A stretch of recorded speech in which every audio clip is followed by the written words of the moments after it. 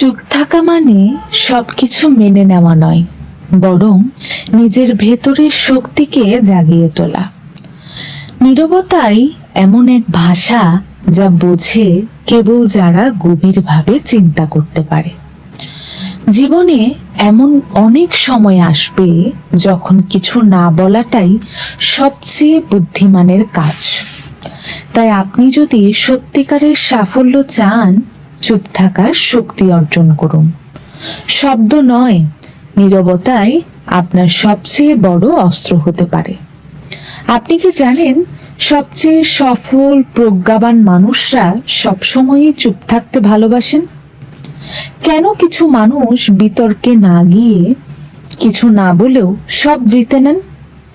চুপ থাকা মানে কি সবকিছু মেনে নেওয়া, নাকি এটা এক ধরনের আত্মরক্ষা বা বুদ্ধিমত্তার রূপ? আসলে চুপ থাকা একটি অভ্যাস যা আপনাকে সাফল্য এনে দিতে পারে, সম্পর্ককে রক্ষা করতে পারে এবং আপনার ভেতরের জ্ঞানের দরজাগুলো খুলে দিতে পারে। বলা হয়, silence is not empty, it's full of answers. চুপ থাকা মানে আপনি নিজের আবেগকে নিয়ন্ত্রণ করতে পারছেন। এই শক্তি খুব কম মানুষেরই থাকে, কারণ প্রতিক্রিয়া দেখানো সহজ, কিন্তু নিজেকে নিয়ন্ত্রণ করাটা খুবই কঠিন। একটা উদাহরণ ধরি, কেউ আপনাকে অপমান করলো। আপনি যদি সাথে সাথে প্রতিক্রিয়া দেখান, তাহলে আপনি তার নিয়ন্ত্রণে চলে যান। কিন্তু আপনি যদি চুপ থাকেন, আপনি পরিস্থিতির উপর নিয়ন্ত্রণ ধরে রাখেন। চুপ থাকা এখানে দুর্বলতা নয়, বরং আত্মনিয়ন্ত্রণ এবং ধৈর্যের প্রকাশ। নিজেকে জানার জন্য, নিজের দুর্বলতা, স্বপ্ন, ভয়কে বোঝার জন্য নীরবতা অপরিহার্য। চুপ থেকে আপনি শিখতে পারেন কিভাবে আপনার চিন্তা নিয়ন্ত্রণ হয়। এটা মানসিক শান্তি এবং আত্ম উন্নয়নের পথে একটি বড় ধাপ।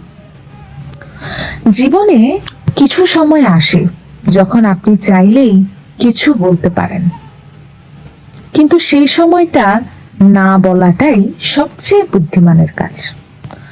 ধরা যাক, কেউ আপনাকে উদ্দেশ্য প্রণোদিতভাবে কষ্ট দিচ্ছে। তার মূল লক্ষ্যই হলো আপনাকে রাগিয়ে তোলা, আপনাকে প্ররোচিত করা। এই সময় আপনি যদি চুপ থেকে তার প্ররোচনাকে ব্যর্থ করে দেন, তাহলে সে হেরে যায়। নীরব প্রতিক্রিয়া কখনো কখনো অনেক বড় একটা শিক্ষা দেয়। চুপ থেকে আপনি নিজে যেমন শান্ত থাকেন, তেমন অপর পক্ষ বুঝতে শেখে আপনি সহজ মানুষ নন, আপনি গভীর, বিচক্ষণ। যখন আমরা কথা বলি, আমরা শুধু নিজেদের বলি, কিন্তু যখন আমরা চুপ থাকি, তখন অন্যকে বুঝি। একজন ভালো নেতা, শিক্ষক কিংবা পিতা মাতা সবাই চুপ থেকে আগে শোনেন, তারপর বলেন। চুপ থাকলে আপনি অন্যের দৃষ্টিভঙ্গি বুঝতে পারেন, নিজের ভুলগুলো খুঁজে পেতে পারেন, কথার ভেতরের কথা ধরতে পারেন। চুপ থাকা আপনাকে বিশ্লেষণধর্মী করে তোলে। এটি আপনার পর্যবেক্ষণ শক্তিকে বাড়ায়, যেটা একজন সাধারণ মানুষের থাকে না। চুপ থাকা উচিত নয় কখন? যখন কেউ অন্যায় করছে এবং আপনি সেটা থামাতে পারবেন। কাউকে সাহায্য না করলে যখন ক্ষতি হবে, তখন কিন্তু চুপ থাকা উচিত নয়। আপনি নিজের অধিকার যখন হারাতে বসেছেন, তখনও কিন্তু চুপ থাকা উচিত নয়। তাই নীরবতা এক ধরনের কৌশল, যা পরিস্থিতি বুঝে প্রয়োগ করতে হয়। নীরবতা কোনো শূন্যতা নয়, এটি এক ধরনের শক্তি, আত্মচর্চা এবং গভীর উপলব্ধি। চুপ থেকে আপনি নিজেকে জয় করতে পারবেন, পরিস্থিতিকে জয় করতে পারবেন, এমনকি আপনার চারপাশকে বদলেও দিতে পারবেন। আপনার জীবনে যদি শান্তি চান, স্থিরতা চান, সাফল্য চান, তাহলে আজ থেকেই নীরবতার চর্চা শুরু করুন। অনেকেই কিন্তু মনে করেন চুপ থাকা মানে দুর্বল হয়ে যাওয়া, কিন্তু আসলে চুপ থাকাটা অনেক বড় সাহস ও আত্মসংযমের পরিচয়। যখন কেউ আপনাকে কষ্ট দেয়, অপমান করে, সে সময় উত্তরে কিছু না বলা মানেই আপনি আপনার আবেগকে নিয়ন্ত্রণ করতে শিখেছেন। আমরা যখনই রেগে যাই তখন অনেক ভুল সিদ্ধান্ত নিই, কিন্তু চুপ থাকা শেখালে আপনি নিজেকে সময় দেন ভাবতে। যখন কেউ আপনাকে কষ্ট দেয়, অপমান করে, সেই সময় উত্তরে কিছু না বলা মানে আপনি আপনার আবেগ নিয়ন্ত্রণ করতে শিখেছেন। আমরা যখন রেগে যাই তখন অনেক ভুল সিদ্ধান্ত নিই, কিন্তু চুপ থাকা শিখলে আপনি নিজেকে সময় দেন ভাবতে, বুঝতে এবং পরিপক্কভাবে সিদ্ধান্ত নিতে।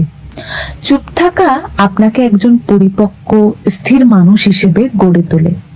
ভয়ঙ্কর কষ্টের সময়, কঠিন কথার মাঝে কিংবা অন্যায়ের সম্মুখীন হয়ে আমরা কি করি? আমরা প্রায়ই প্রতিবাদ করি, চিৎকার করি, যুক্তিতর্ক করি। কিন্তু কখনো কি ভেবেছেন, কখনো কখনো চুপ থাকাটা এই সবচেয়ে বড় শক্তি হয়ে দাঁড়ায়? চুপ থাকলে আপনি অন্যদের কথা ভালোভাবে শুনতে পারেন। আপনি যখন নীরব থাকেন, আপনার চারপাশের শব্দ, মানুষের মনোভাব, পরিস্থিতির গভীরতা সবকিছুই বুঝতে পারেন। ভয়ঙ্কর কষ্টের সময়, কঠিন কথার মাঝে কিংবা অন্যায়ের সম্মুখীন হয়ে আমরা কি করি? আমরা প্রায়ই প্রতিবাদ করি, চিৎকার করি, যুক্তিতর্ক করি। কিন্তু কখনো কি ভেবেছেন, কখনো কখনো চুপ থাকাটাই সবচেয়ে বড় শক্তি হয়ে দাঁড়ায়? চুপ থাকলে আপনি অন্যদের কথা ভালোভাবে শুনতে পারেন।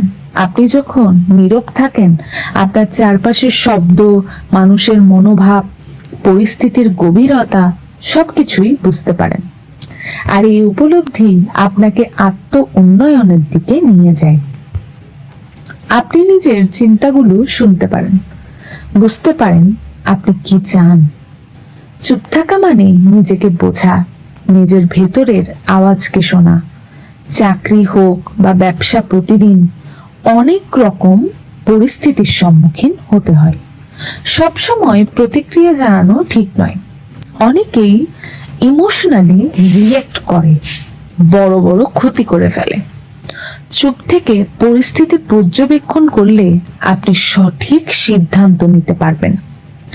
এমনকি সম্পর্কেও মাঝে মাঝে চুপ থাকা অনেক বড় ভুল বোঝাবুঝি থেকে আমাদের রক্ষা করে। তাই সব কথার উত্তর মুখে না দিলে কাজ দিয়ে দেওয়াই শ্রেষ্ঠ প্রতিক্রিয়া। প্রতিদিন 5 থেকে 10 মিনিট একা একা বসে থাকুন। কোনো শব্দ নয়, শুধু নিজের মনকে শুনুন। কারো কথা কি শুনছেন? প্রতিক্রিয়া দেওয়ার আগে 5 সেকেন্ড ভেবে থামুন। রেগে গেলে প্রথম কাজ চুপ থাকা, পরে পরিস্থিতি ঠান্ডা হলে সিদ্ধান্ত নিন। সামাজিক মিডিয়া বা তর্কে জড়ানোর আগেই নিজেকে প্রশ্ন করুন, এটা কি সত্যিই দরকার? সবশেষে একটা কথা মনে রাখবেন, যে যত বেশি জানে সে তত কম বলে, আর যে সত্যিকারের বুদ্ধিমান সে জানে কখন চুপ থাকতে হয়। তাই চুপ থাকুন, শান্ত থাকুন এবং পরিস্থিতি বুঝে প্রতিক্রিয়া জানান।